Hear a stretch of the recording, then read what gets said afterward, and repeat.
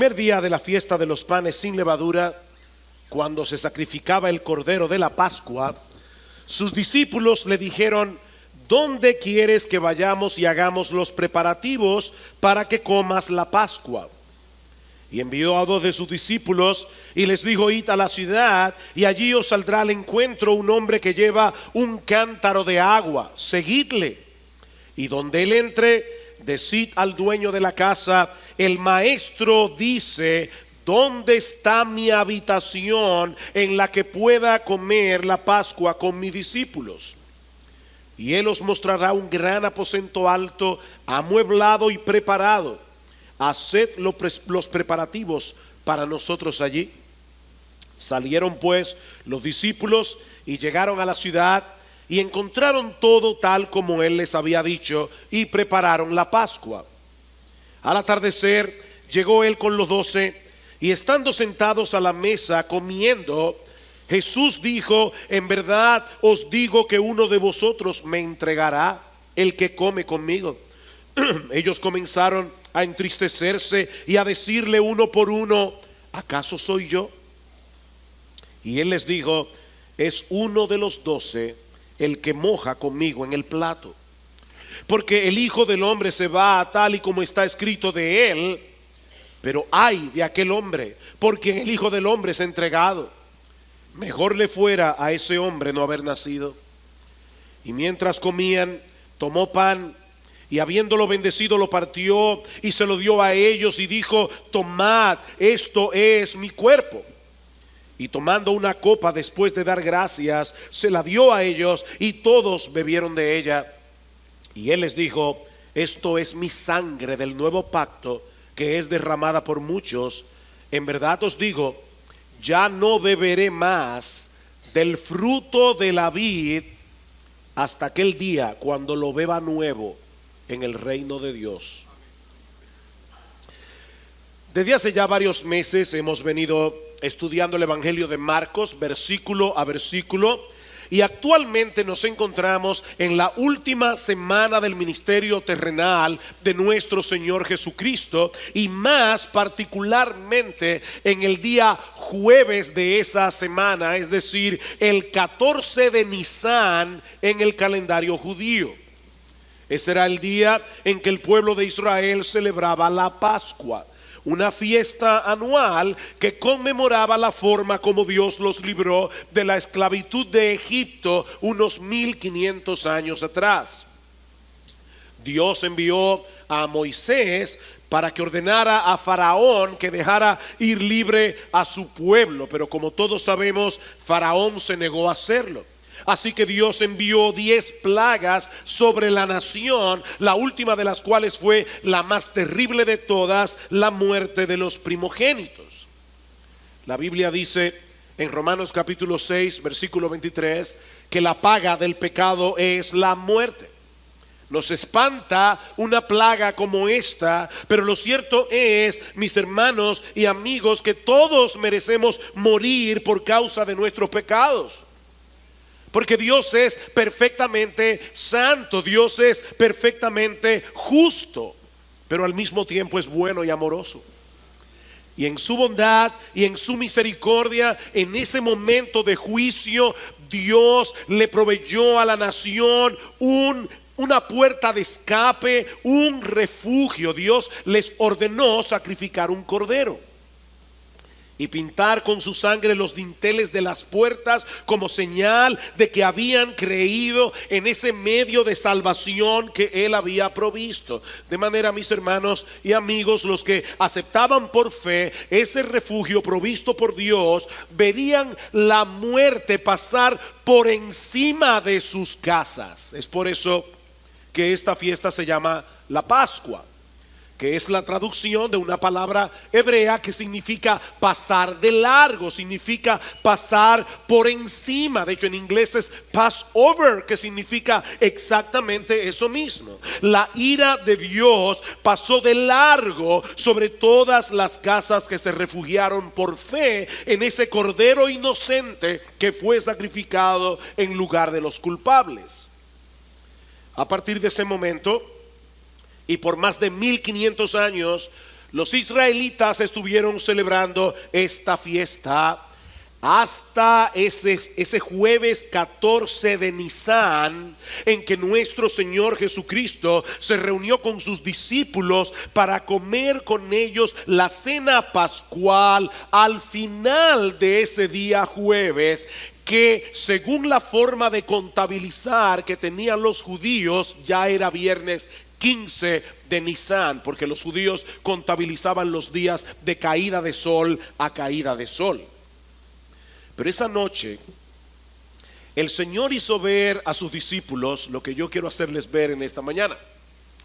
El Señor les hizo ver que aquella primera Pascua que Moisés celebró la noche antes del Éxodo no era más que una sombra, no era más que un símbolo que apuntaba hacia una realidad más gloriosa, hacia una realidad objetiva y concreta que estaba a punto de llegar apenas unas horas más tarde. Podemos dividir este pasaje en tres partes. En primer lugar, veremos los detalles de la preparación en los versículos 12 al 16. Luego el anuncio del traidor en los versículos 17 al 21. Y luego la introducción de una nueva Pascua en los versículos 22 al 25. Así que veamos en primer lugar los detalles de la preparación. Versículo 12 una vez más. El primer día de la fiesta de los panes sin levadura, cuando se sacrificaba el cordero de la Pascua. Noten ese detalle editorial que Marcos incluye en su narración. Llegó ese día en que se sacrificaba el cordero de la Pascua. Sus discípulos le dijeron: ¿dónde quieres que vayamos y hagamos los preparativos para que comas la Pascua? Por más de 3 años Jesús y sus discípulos habían estado predicando el evangelio por toda Judea y por toda Galilea sin una residencia fija. Y miles de peregrinos habían llegado a la ciudad de Jerusalén por causa de la fiesta. La pregunta es: ¿dónde encontrarían ellos un lugar seguro en el cual pudieran comer todos juntos, Jesús y sus discípulos, la cena pascual? Porque recuerden, hermanos, hace unos domingos veíamos que los líderes religiosos de Israel ya le habían puesto precio a la cabeza de Jesús. Dice en Juan capítulo 12 versículo 57 que los principales sacerdotes y los fariseos habían dado órdenes de que si alguien sabía dónde estaba Jesús, diera aviso para que le prendieran. Así que la ciudad de Jerusalén estaba repleta de gente. La persona de Jesús se encontraba en ese momento entre los más buscados de Israel. ¿Cómo iban a poder reunirse esa noche 13 hombres sin provocar un incidente que pudiera poner en riesgo la integridad física de Jesús? Sobre todo porque había algo que los discípulos no sabían, pero Jesús sí sabía. Ya Judas había hablado con los principales sacerdotes. Esa es la preocupación que parece estar en la mente de los discípulos cuando le preguntan al Señor: ¿qué vamos a hacer? Llegó el día de la Pascua. ¿Dónde encontraremos un lugar en la ciudad de Jerusalén en la cual podamos comer esa Pascua contigo? Mis hermanos, pero Jesús está en control. Jesús está en control. Él lo tenía todo preparado. Dice en el versículo 13: y envió a 2 de sus discípulos. Y por Lucas capítulo 22 versículo 8 sabemos que esos 2 discípulos eran Pedro y Juan. Dice: envió a 2 de sus discípulos sin que Judas lo supiera. Y les dijo: id a la ciudad y allí os saldrá al encuentro un hombre que lleva un cántaro de agua. Seguidle. Y donde él entre, decid al dueño de la casa: el maestro dice: ¿dónde está mi habitación en la que pueda comer la Pascua con mis discípulos? Hay 2 cosas que debemos resaltar en este pasaje. La primera es que en aquellos días las mujeres solían llevar el agua en cántaros mientras que los hombres cargaban el agua en pieles. Así que era muy extraño encontrarse con un hombre cargando un cántaro de agua. Por eso es que el Señor le dice: vayan a Jerusalén. Ellos están en Betania, 3 kilómetros al sur. Vayan a Jerusalén y ustedes se van a encontrar en la calle con un hombre cargando un cántaro de agua. No iban a haber muchos hombres haciendo eso. Ahora, lo segundo que quiero resaltar aquí, mis hermanos, es que no había manera de que Jesús pudiera saber de antemano que al entrar en la ciudad de Jerusalén, Pedro y Juan iban a toparse con ese hombre. De más está decir que es un hecho incontrovertible que en aquellos días no habían celulares. Mis hermanos, no había forma de que Jesús pudiera tener ese tipo de información a menos que poseyera un conocimiento sobrenatural y tuviera control de todas las cosas. Y eso es lo que parece que Marcos está resaltando aquí, porque las cosas que iban a suceder a partir de ese momento no tomaron a Jesús por sorpresa. Él siempre estuvo en pleno control de cada uno de los detalles que desembocaron en la cruz. Mis hermanos, nada sucedió por accidente. Vean el versículo 15. Él os mostrará un gran aposento alto, amueblado y preparado. Haced los preparativos para nosotros allí. Salieron pues los discípulos y llegaron a la ciudad y encontraron todo tal como él les había dicho. Y prepararon la Pascua. Todo sucedió exactamente como Jesús lo había descrito.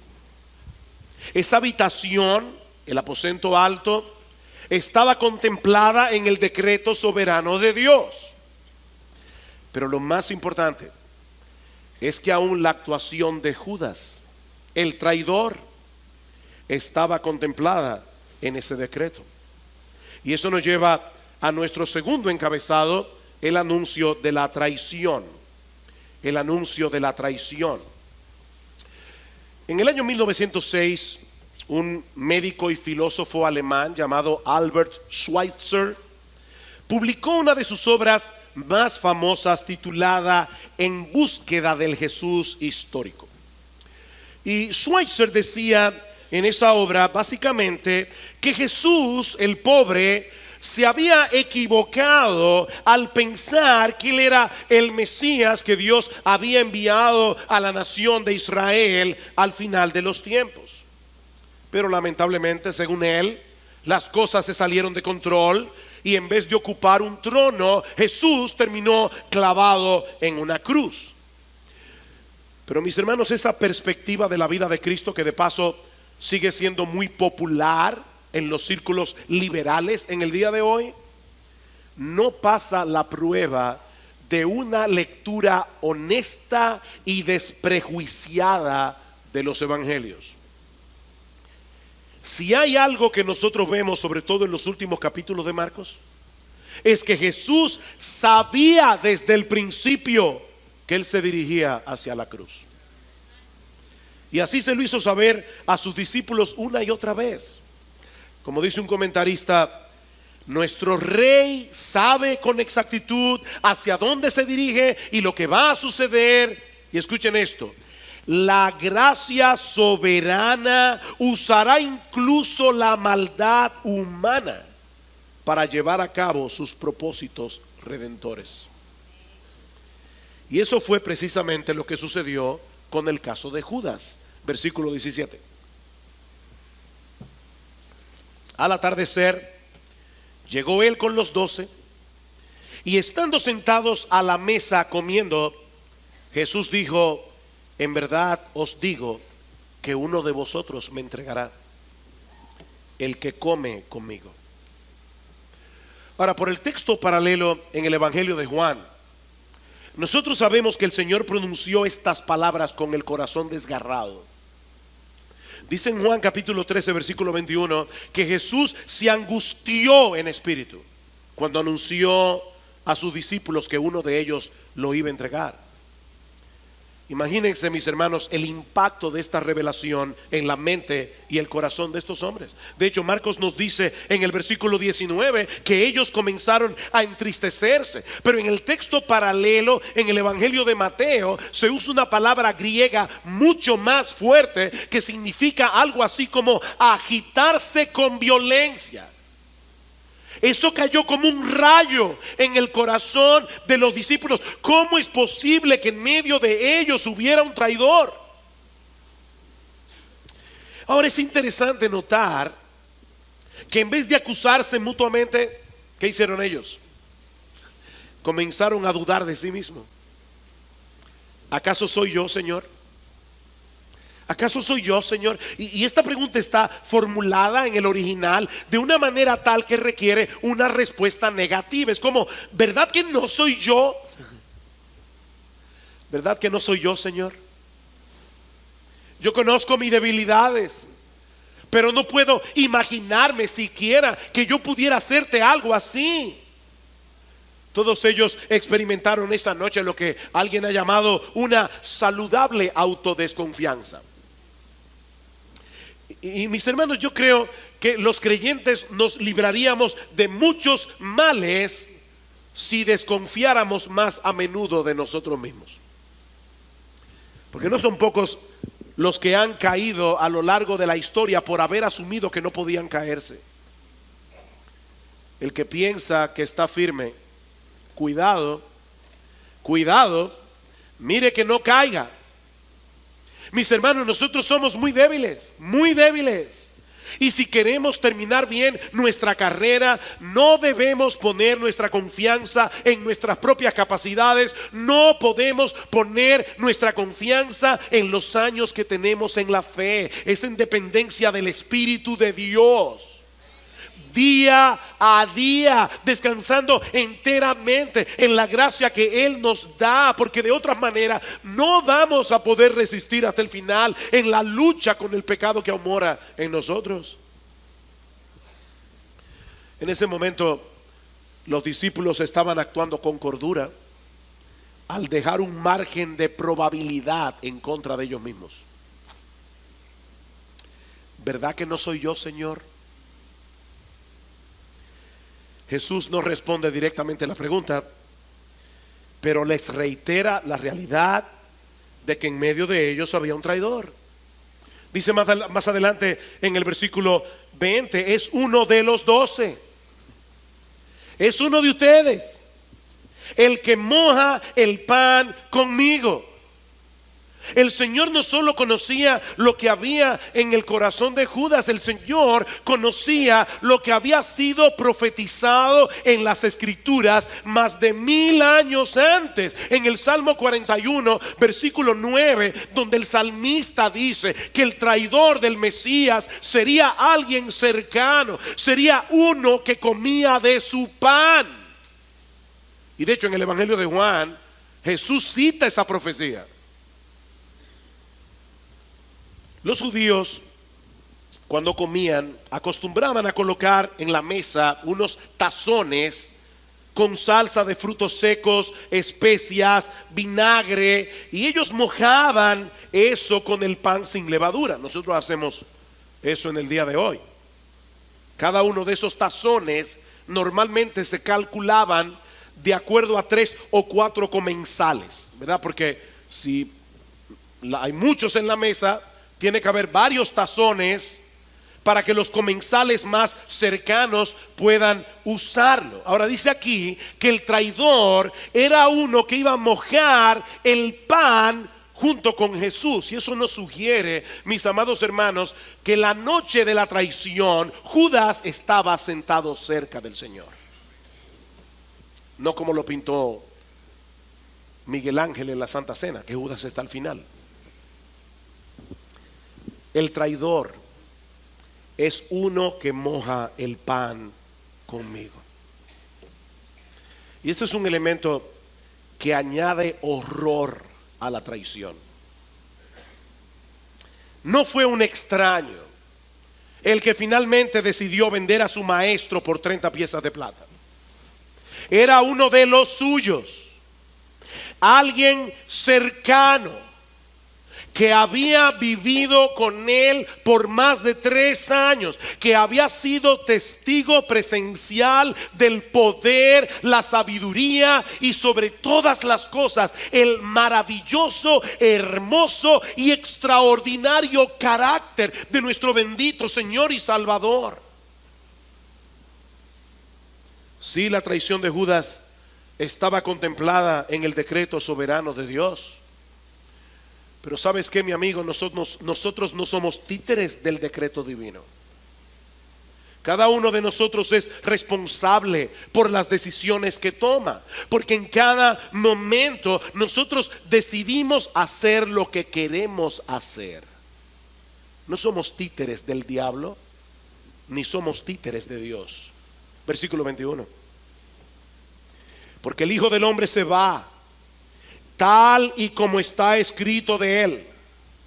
Pero ay de aquel hombre por quien el Hijo del Hombre es entregado. Mejor le fuera a ese hombre no haber nacido. Este es uno de esos textos de las Escrituras en los que podríamos detenernos varias semanas sin agotar su contenido. Jesús tenía que morir y tenía que ser durante la Pascua.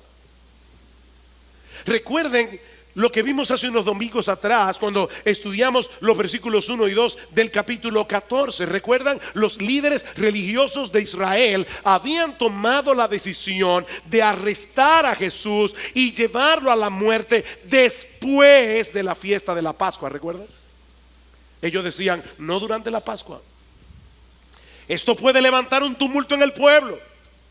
Nosotros no sabemos cómo va a reaccionar la multitud cuando vean al que dice ser su Mesías siendo arrestado precisamente en una fiesta como la Pascua, que levantaba y ponía a flor de piel el nacionalismo judío. No durante la Pascua, pero mis hermanos, ningún hombre puede frustrar los planes de Dios, y estaba escrito que el Mesías sería sacrificado durante la Pascua, porque Él es el Cordero de Dios que quita el pecado del mundo. No podía ser en otro momento. Y saben, mis hermanos, qué fue lo que precipitó la actuación de los sacerdotes y los escribas. ¿Por qué tuvieron que hacer precipitadamente un plan B? Por la traición de Judas, precisamente. Por la traición de Judas. Dice en el Evangelio de Juan que cuando estaban sentados a la mesa comiendo la cena pascual, Jesús le dio a Judas el pan mojado y le dijo directamente: lo que vas a hacer, hazlo pronto.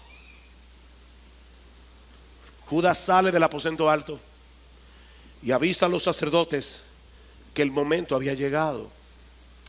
De manera que es la traición de Judas lo que pone en movimiento esta trama perversa y diabólica para acabar con Jesús.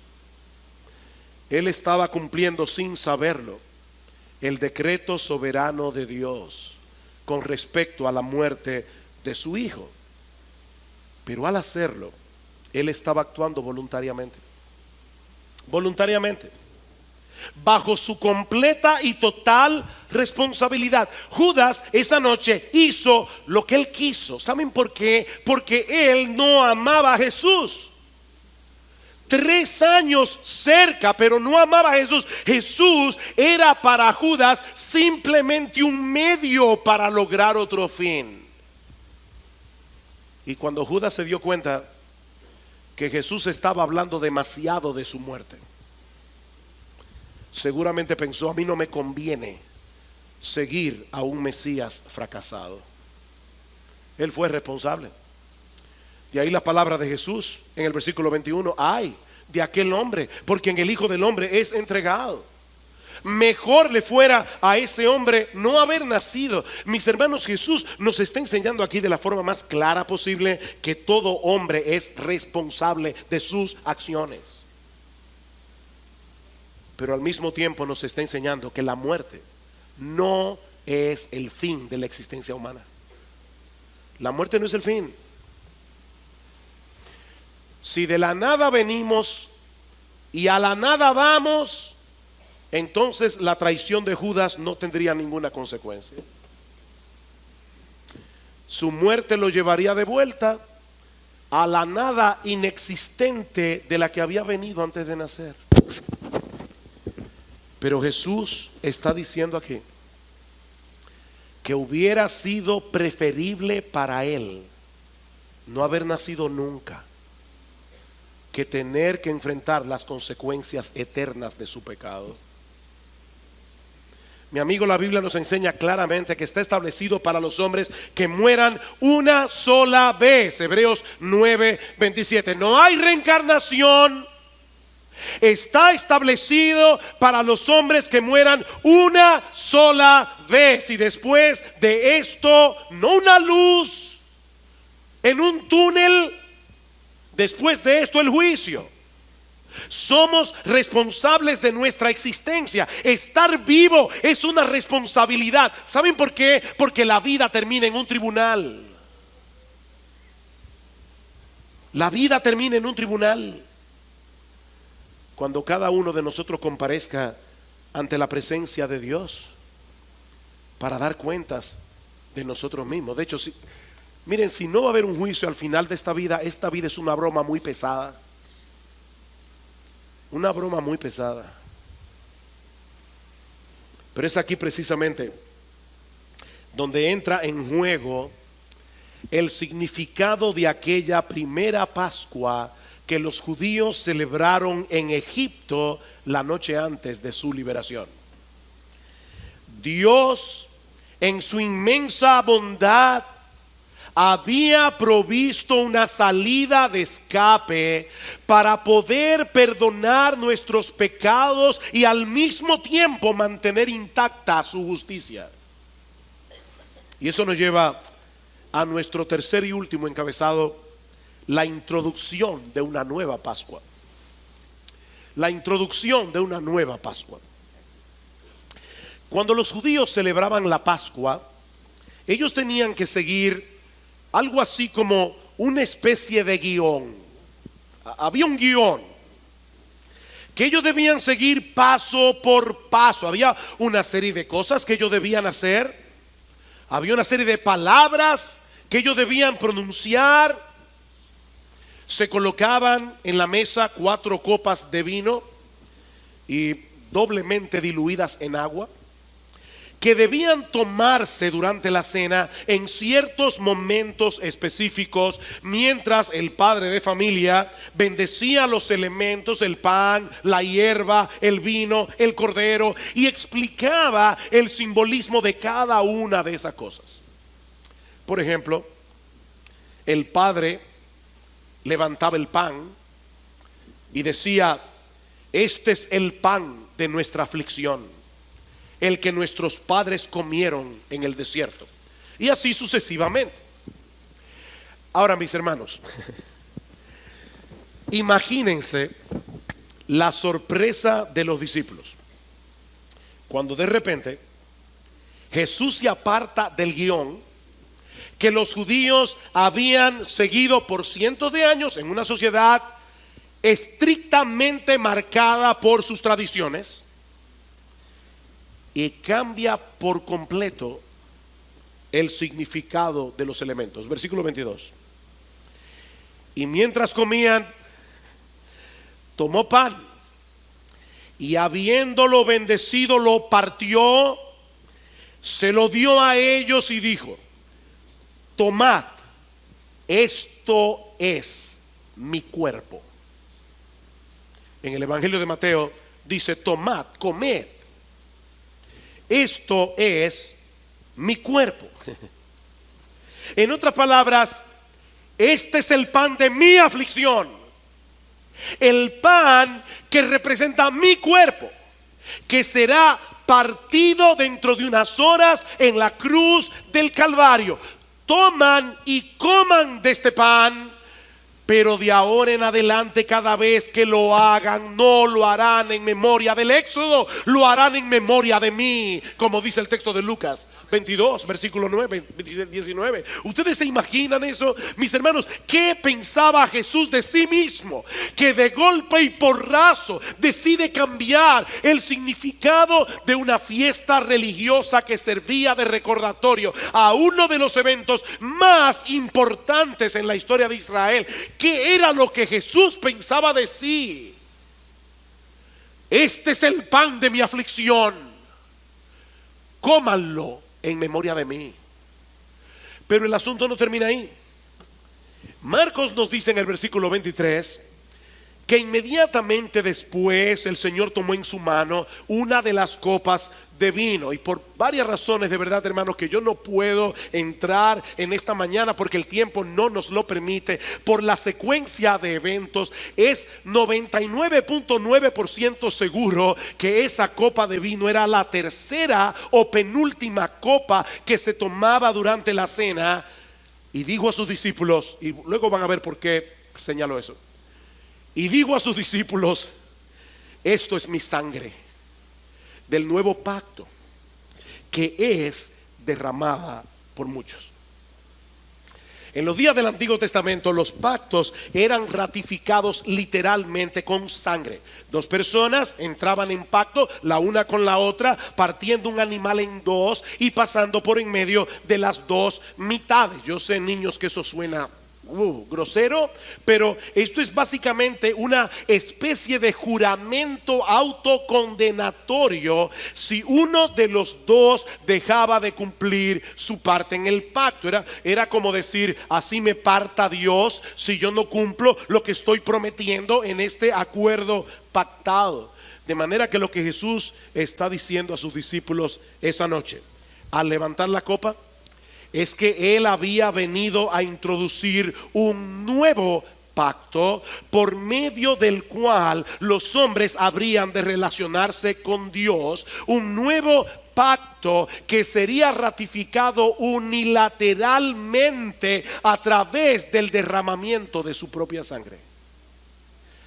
Esta es la sangre del nuevo pacto, que por ustedes es derramada, y dice Mateo, para perdón de los pecados. Oh, mis hermanos, fue el cuerpo de Jesús el que fue partido en dos en la cruz del Calvario.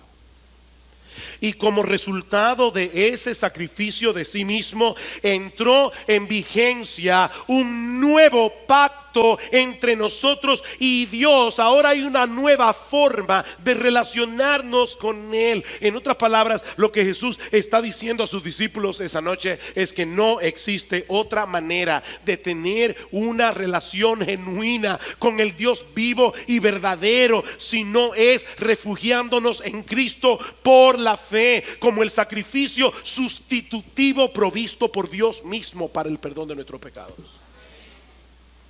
No hay otra manera.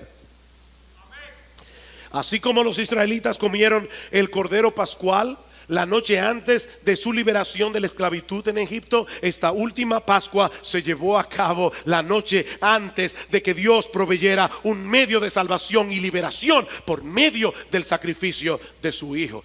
De hecho, noten algo extremadamente importante en la celebración de esta cena pascual que Jesús comió con sus discípulos esa noche. Cuando leemos los relatos de los 4 evangelios, vemos que Jesús bendijo el pan, Jesús bendijo la copa, pero ninguno de los evangelistas menciona el plato principal. Mis hermanos, déjenme hacerles una pregunta.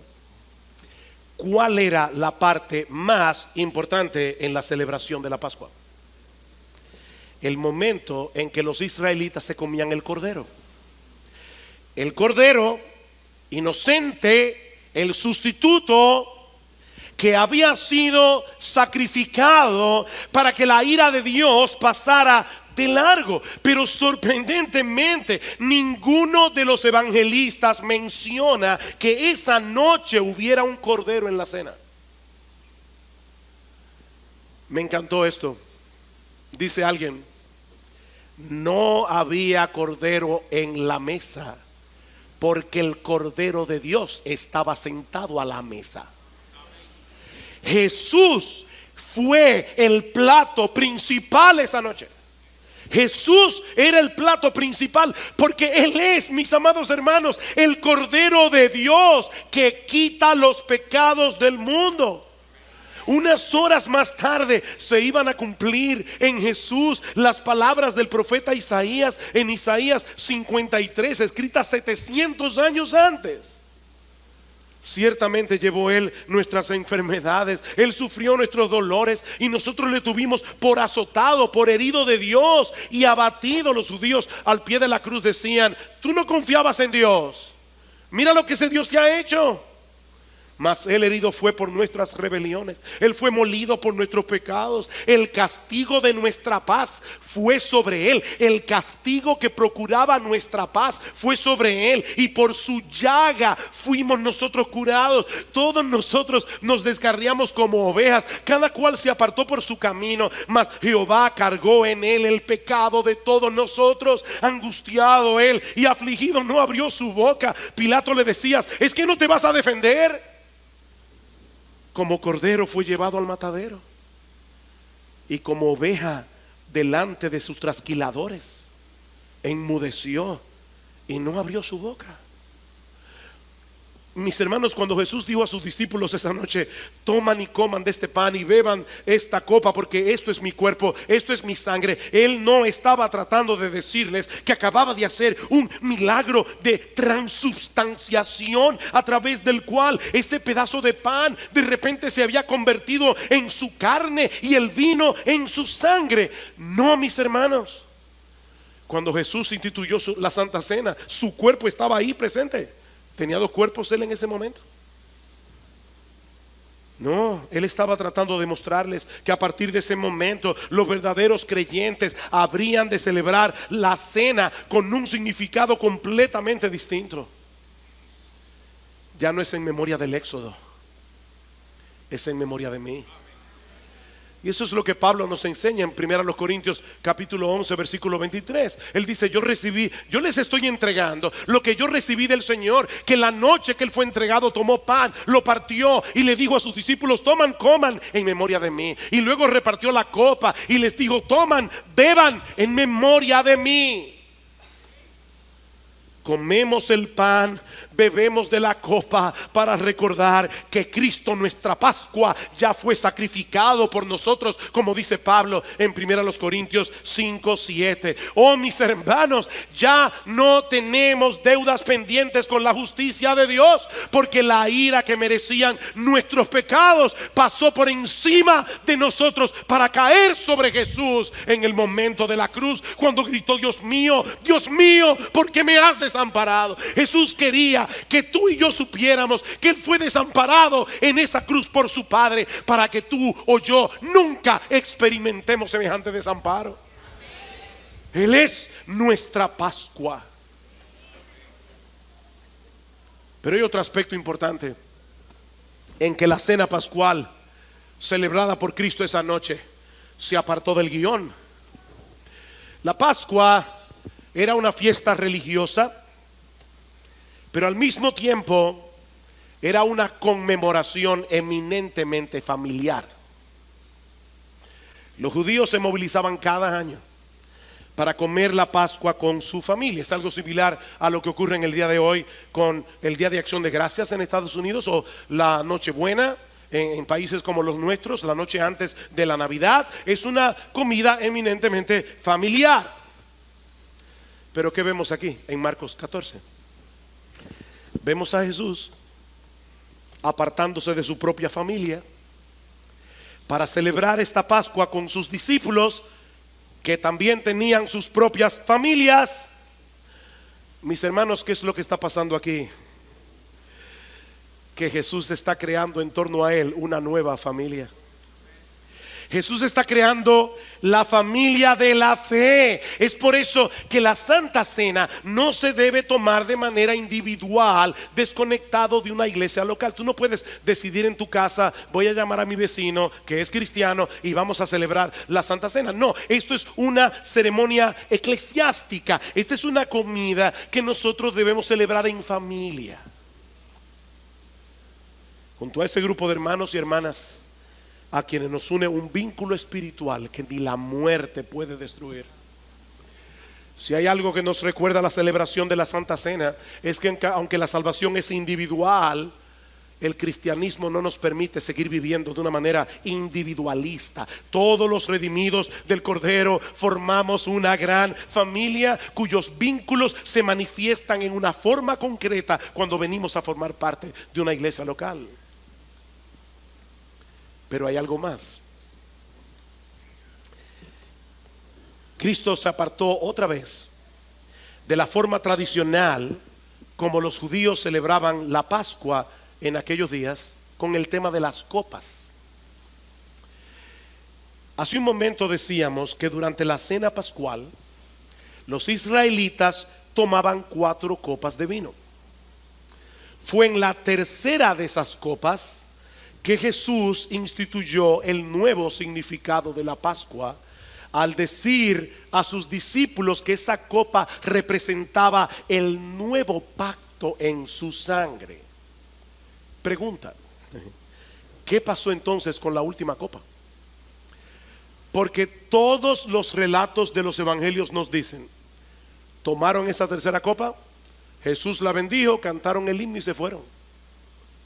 ¿Qué pasó con esa copa? Vean el versículo 25. En verdad os digo, ya no beberé más del fruto de la vid hasta aquel día en que lo beba nuevo en el reino de Dios. El Evangelio de Mateo añade un detalle, dice: os digo que desde ahora no beberé más de este fruto de la vid hasta aquel día cuando lo beba nuevo con vosotros en el reino de mi Padre. Mis hermanos, yo no sé ustedes, pero esto para mí es increíblemente impresionante. Cristo dejó en suspenso esa última copa para que esperemos con expectación la celebración de ese banquete escatológico del que participaremos en su presencia en la consumación de los siglos. Como dice el teólogo escocés Sinclair Ferguson, él dice: la copa que usualmente llevaba la Pascua a su fin, Cristo está diciendo aquí que la bebería luego, al inicio de ese tiempo de comunión sin límites en el reino de Dios. Esa es la promesa de Jesús. Queridos hermanos, es con ese sentido de anticipación que nosotros debemos vivir la vida cristiana, anhelando la llegada de ese día que con toda certeza llegará. Todas las escrituras con respecto a Jesús se cumplieron esa noche. Por eso dice Pablo: este es el evangelio que yo les prediqué, que Cristo fue entregado a morir conforme a las escrituras, que fue sepultado y que resucitó al tercer día conforme a las escrituras. Eso estaba escrito, todo se ha cumplido y esto también se cumplirán. Mis hermanos, nosotros ya no tenemos cuentas pendientes en el tribunal de Dios, porque Cristo, nuestra Pascua, ya fue sacrificado por nosotros. Ese es el gran mensaje del evangelio. Como dice Pablo en Romanos capítulo 5 versículo 1, que habiendo sido justificados por la fe, tenemos paz para con Dios por medio de nuestro Señor Jesucristo. Tenemos paz para con Dios. Oh, qué bendita paz. Qué bendita paz. No es una paz como ausencia de problemas. Es el shalom del que hablaban los judíos, ese shalom que fue interrumpido por la entrada del pecado. Dice Cristo: ya nosotros tenemos paz para con Dios. El más justo ya nos perdonó. Así que, mi hermano, levanta tu cabeza. Levanta tu cabeza, porque a pesar de las tribulaciones y aflicciones que vamos a experimentar en este mundo caído, leíamos en Mateo capítulo 12 al principio, El mundo os perseguirá, dice el Señor, por causa mía. Pero podemos mirar hacia el futuro con confianza, porque fuimos comprados por Dios por medio de la sangre del Cordero, para poder experimentar una genuina y deleitosa comunión con Él. Cristo es nuestra Pascua. Y si tú estás aquí sin Cristo en esta mañana, déjame recordarte algo antes de concluir.